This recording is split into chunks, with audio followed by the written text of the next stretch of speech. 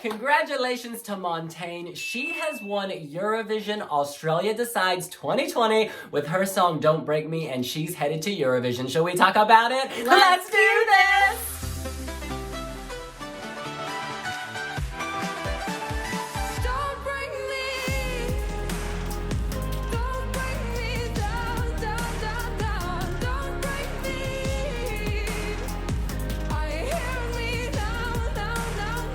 Oh my goodness, Montaigne. The name, of course, Montaigne may refer to Michel de Montaigne, the famous French philosopher who popularized the essay. And let me tell you, this girl is telling a story. In Don't Break Me, she knows she is with Mr. Wrong, but she doesn't know how to make it right. Instead, she plays the clown. We saw that on stage. She may be the butt of his joke, but our girl is strong and she pushes through. Now, Suzanne, what were your first thoughts on the stage show? When Montaigne entered the stage, I thought, why is she dressed like a clown? And then as I related to the words of the song, I'm like, she is this narcissist's puppet. And I inadvertently referred to the elastic reference as plastic. She is so real. There ain't nothing plastic about Montaigne. But narcissists, again, they go for that loving, empathetic person, and you can only stretch that so far. And I am glad that she finally said, enough. Yes, you have interpreted the story one way. I think the staging is quite messy, to be honest, but they have time to clean it up. I like the light effects. I like the idea of the dance. At times that really worked, and she did seem broken, and like she was being torn around, trying not to break, the reference to elastic in the song, her body moving, twisting, being forced to do things. And it's almost as though she's kind of bound with this tulle collar around her neck, which is clown-like, but that's gotta go. Yeah, very tutu ballerina, very shower implement. Vocally, she was on point. This song, the reason I feel like it deserved to win is that it's very kind of radio-friendly, radio-ready, modern, and contemporary, but it's also mainstream enough to appeal to a mass audience, right? Because at Eurovision, you want to, appeal to everyone, but you also want to be original. And this straddles that absolutely beautifully. Oh, and our girl is celebrating diversity. Very #open up. What is her background? Argentina. Hola. France. Bonjour. Spain. Hola again. The Philippines. Mabuhay! She's part Asian. Bakla, yes! Let's quickly talk about the jury winner. The televote winner, which was Casey Donovan. What did you think of Proud? I loved Casey Donovan. Honey, I need your cleavage. Can you share with me? But I loved the song. It really spoke to me. It's about coming into one's own. And she stood strong. She stood proud. She owned the stage. She was one of my top 3. Yeah, I think the jury and the televote vote actually made sense. Like, in the jury vote, the top 3 were Vanessa, Amorosi, Montaigne, and Casey. Obviously, Montaigne won that. And in the televote, Casey won the televote, and Montaigne came second. But you gotta remember, Casey's a massive, massive star who's been around the block in Australia. So her winning the televote is not so surprising. But back to our winner, Montaigne. Do you think she will do well at Eurovision? I think she's gonna kick ass at Eurovision. She has presence, she's fun, she's edgy. I'm just so excited to meet her because she seems like so much fun. Yeah, she's the deserving winner. Debin and I, you already saw our reaction. It was instantly likable. Yeah, we are hearing you. Oh my God. The chorus matches the verses. There's build and there is delivery. Thank God. There is yearning, honey. Pain, control, drama. She's got it all. But look, we watched the show together just now. And after each... By the way, this was my first national selection that I watched as it was happening. I was so excited. I mean, you've only been going to Eurovision for 3 years. It's okay. But listen, we watched the show, and after each performance, we recorded our instant reaction. So now you can keep watching, and we will go through all 10 acts, our first impressions. Roll the tape. Okay, Suzanne, first up was iOTA. What did you think?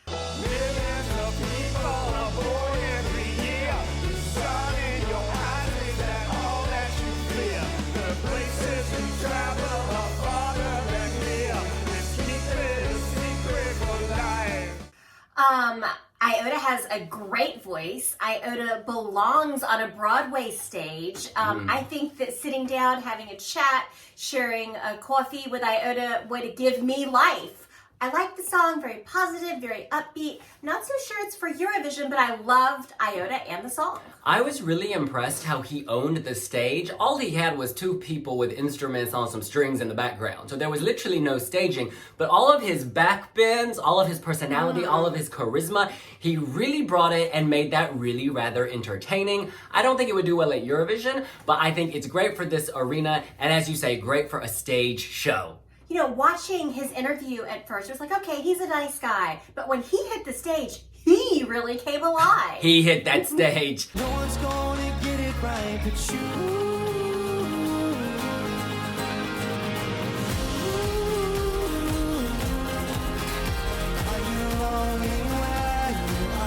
All right, Jordan-Ravi, very sweet voice, very delicate, very light, very intoxicating. I just think the song is slightly underwhelming. The chorus sort of lets it down. Very airy, breezy, fall asleep in the grass, but I don't like to fall asleep outside. This is good for people who love this type of music. Jordan, very sweet, beautiful eyes. His eyes actually kind of drew me in. The song is very relatable. I think there are times in life when we all feel a little lonely, regardless of how connected we are. The staging was kind of interesting to me. Opening up with the house, there were moments where I felt like I was sitting on stage in an adult Sesame Street.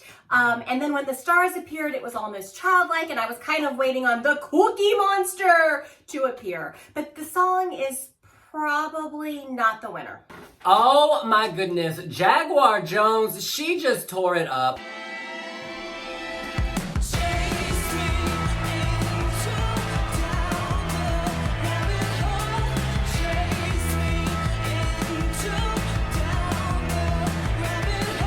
A song and performance about her PTSD. She portrays a woman who is broken in a yellow box. She manages to push the walls down and see the world. You know what? All the other acts are Marie Claire glossy. This was Vogue Italia, editorial. Editorial, told a story, had a point of view. This was next level, mixing pop with performance art. I loved it. I don't know what to say other than I loved it. Jaguar Jones, I love you. First of all, I totally relate on the cat level. I think that we could spend a lot of time talking about cats, but I love that she is talking about her struggles with PTSD. I love that she's sharing. I can't believe how she acts it out physically, but manages to sing at the same time. Yeah. And I think the yellow staging was very telling. You've got sunshine, positivity, energy, happiness, which is some of the meaning of yellow. And then you've got cowardice and deceit. So I think that she is no coward, but she is breaking through the deceit that the PTSD has brought into her life, and she is finding her happy. Way to go, Jaguar. I also love the Harajuku influences. You can tell she spent 7 years in Japan. This is so stylized in a good way. She's speaking to her heritage, the way she looks. This was just fabulous. One thing, I would have loved to see more of her face early on. This feels like a music video. She's telling the story and she's hidden, but she's just so stunning. Let us see that pain and that emotion come out earlier. It's just so real, and I really love it. Some days I hate me, some days I love me, some days the sun shines so bright I can barely see. I cry to my mother. Okay, that was Jack Vidgen. I think your face says it all. No. Towards the end, I thought he was being attacked by a knife. There was a whole lot of screeching going on. I just wanted to ask if he was okay. But putting that to the side, I think this was a very emotional performance, a very pure performance, very stripped back. It's very brave to have a song that's so stripped back because you're very exposed. But our man can sing. He's got a voice and he has presence. And I really appreciate the emotion he was showing. I liked the lights. Very Kristen Amparo Melody Festival. And I loved the men in the sheer. The song for me, it doesn't do much for me, but I think he performed it well. He can sing, but I would recommend singing versus screaming because that end part really killed me. I love all the tulle that I'm seeing in the costumes here. I'm struggling a little bit though with the backing singers and dancers, like really trying to figure out what their purpose is. At different moments they come to him, and I think those are moments where they're supporting him or lifting him up or trying to help him, but I really struggled with what their purpose was.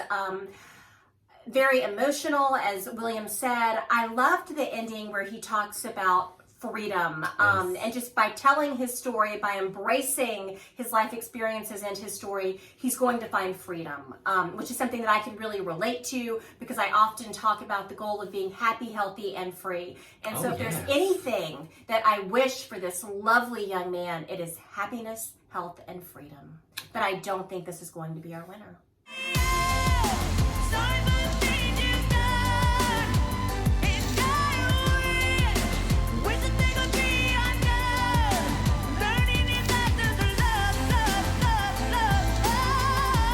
Okay, Vanessa Amorosi, Lessons of Love. She's a massive legend, huge star in Australia.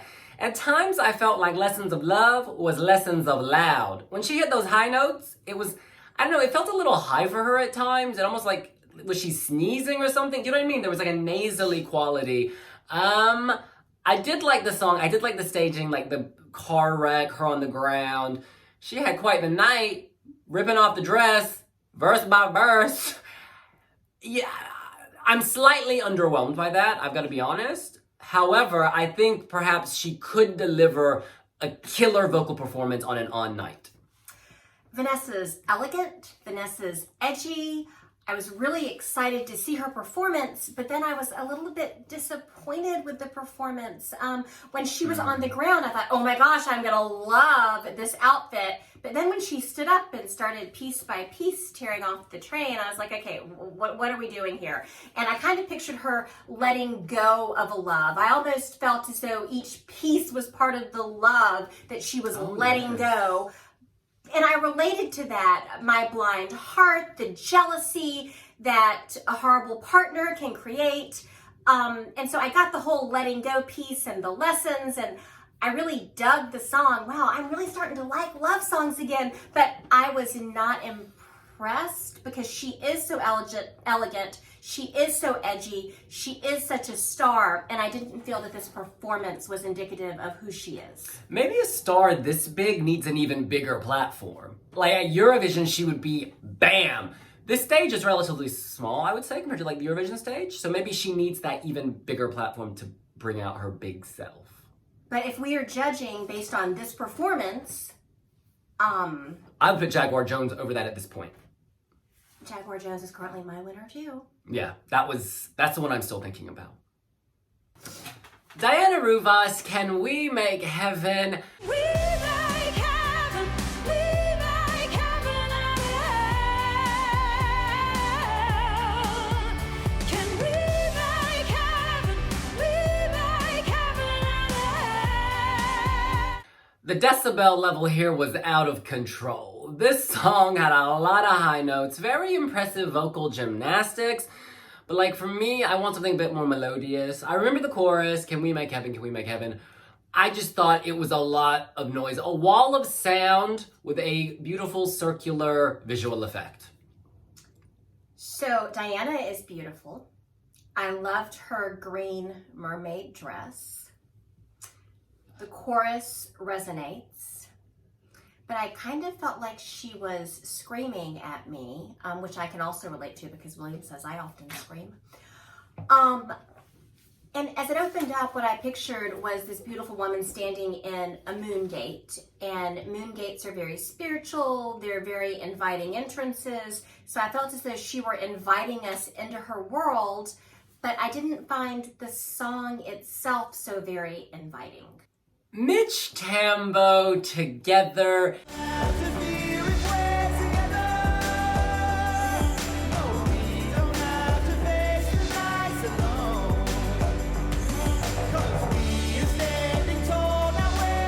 He does, of course, have indigenous roots, and he's very proud of his culture, rightfully so. He came out wearing an outfit, which he explained to our Sebastian represented the emu, the feathers. You know, he was a magical creature.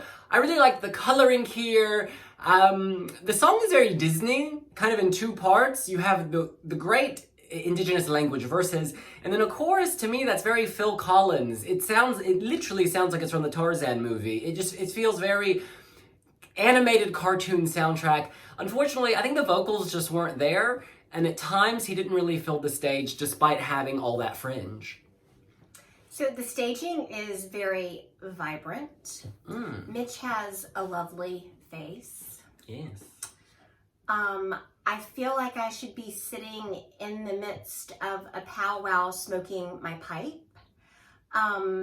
It's very Disney-like.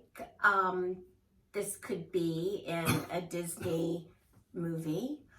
I like that he's embracing his roots. Yes. None of us want to be alone. It's about standing together, which is fabulous. And just going back to the whole embracing roots, I think as we become a more diverse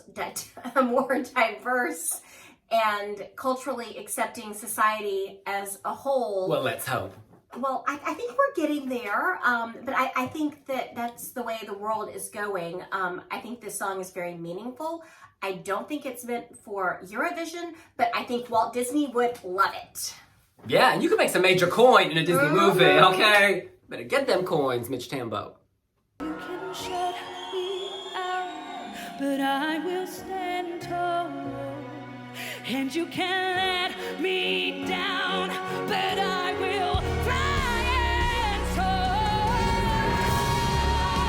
Oh my goodness, Casey Donovan, I didn't like your studio cut, not gonna lie, it did nothing to me, nothing for me, but live, she owned it, she killed it. The best vocal so far, that was flawless, easy, a great example of how if you have a beautiful voice and some compelling emotions, you don't need fancy staging. She had a mirror, she had some cell phone lights, and she killed it. That was the performance that gripped me from start to end so far, that and Jaguar Jones.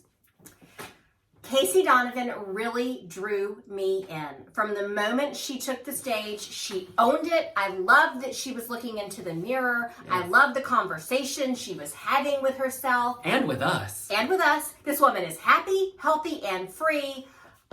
Loved her vocals. Can I just have a little bit of your cleavage? I could use some more. Everything about this was riveting. Yeah, she's a talent. She is a major talent. That was a classic Eurovision ballad, but I'm fine with that. Sometimes you don't have to push the boat that hard to set sail. And our girl, she's on the 7 seas, okay? Don't bring me down, down, down, down. Don't bring me. I hear me down, down, down, down. My girl Montaigne, she did not disappoint. That song, so modern, so fresh, so now. Staging, I like elements of it. I love the strobe kind of flashing in the background when she's breaking. I love her dance moves. I love the dancers around her. I'm not a big fan of the loofah or tutu around her neck. It's slightly distracting, but I think they can polish this and refine this for Eurovision if this wins. That song, and I'm voting on the song, that song is the strongest song in this competition. It's something new, and Australia gives us things that are new. This is what I like. I really like the song. I really like Montaigne. When she entered the stage, I'm like, why is she dressed like a clown?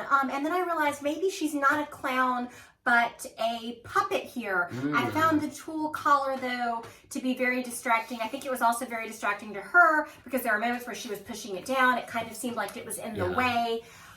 You thought I was made of plastic. Elastic. Oh, you thought I was made of elastic. Maybe I'm just glass. Girlfriend, you are not glass. You are definitely elastic. You're adaptable. But, the moral of the story here, I think anyone who's ever shared a life experience or part of their lives with a narcissist gets that narcissists go after those who are loving and empathetic because we are elastic, but we can only take so much before you break us down and we have to re-emerge. And then I was looking at, her bare feet, thinking, okay, she is re-emerging. She is connecting with the earth. She is finding balance. But again, stay away from the fucking narcissists. Thank you so much. And closing out the show is Didirri with Raw Stuff. Life has some raw stuff. Life has some raw stuff. Life has some raw stuff. I liked how pared back this was. A very nice change of pace. You don't need a lot of production when you got that voice, when you got that soul, and when you got that piano. It's a bit sleepy. I think this would get lost in the crowd at Eurovision, but what a nice way to kind of take us out of Us Decides with pleasant feelings of raw stuff. Lovely piano ballad. Didirri could easily be a one-man show. Here he is. Life does have some raw stuff, and he really says it so eloquently. I feel like I've gone back to the 70s. Yeah, beautiful song. Not so sure that it's meant for the Eurovision stage. Nonetheless, a beautiful song. Ah! In that room. Casey Donovan! Hey girl, wait, how do I make this pause? I don't know.